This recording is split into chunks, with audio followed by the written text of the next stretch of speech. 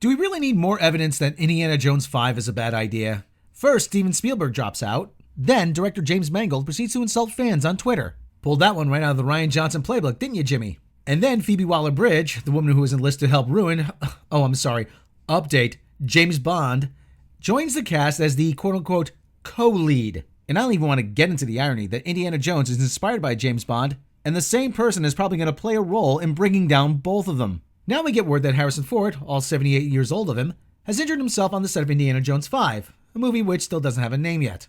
According to Disney spokespeople, gotta make sure we check the right pronouns, Ford injured himself while rehearsing a fight scene.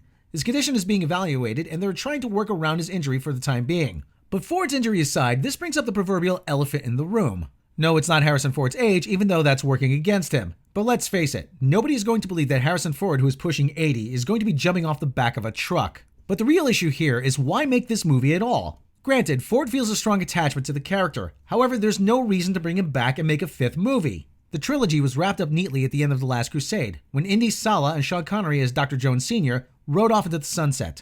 That's the ending we should have. Anything else now is beating a dead horse to a fine pace. Full disclosure, the thing that's actually preventing me from buying the Indiana Jones box set movies on Blu-ray is the fact that you also have to pay money for Kingdom of the Crystal Skull. Something that I simply refuse to do again on principle. It's been said about the Indiana Jones movies that when you buy the box sets, you get 3 great movies and a complimentary drink coaster. I'll let you figure out which one I'm talking about on your own. The only reason I could think of to make this movie is the same reason why Phoebe Waller-Bridge, who is in this movie as well as contributed to the new Bond film, No Time to Die, more like No Time to Care these days, is in it to begin with, and that's to humiliate Indiana Jones. It's a trope we've seen in other films like Into the Spider-Verse and The Last Jedi, and in the series like Picard. Even Money says that they are going to humiliate Indiana Jones, and at some point, someone, probably a woman, will take the whip out of his hands and use it better than he can. And you know she's going to say something like, "Know your place and stay in your lane, old man." The final embarrassment for Dr. Jones.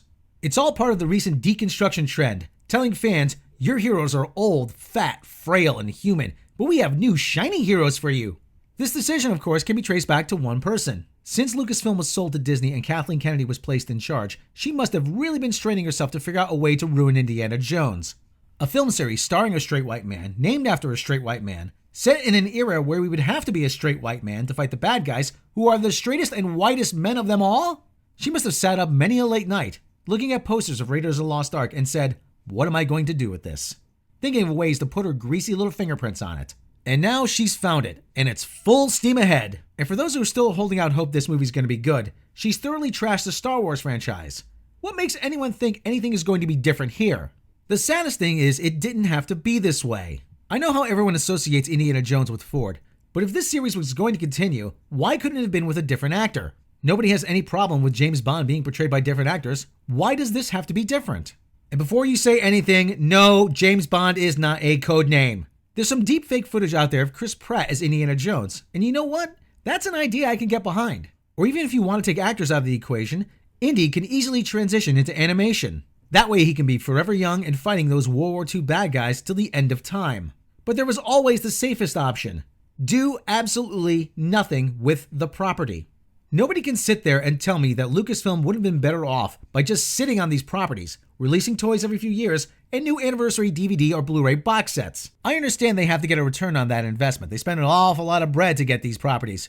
But can anyone sit there with a straight face and tell me that after all that's happened, it's really been worth it? There's value in preserving the memories of our heroes as being actually heroic. That to me is more meaningful than showing them, well, like this. See you next time. Yeah.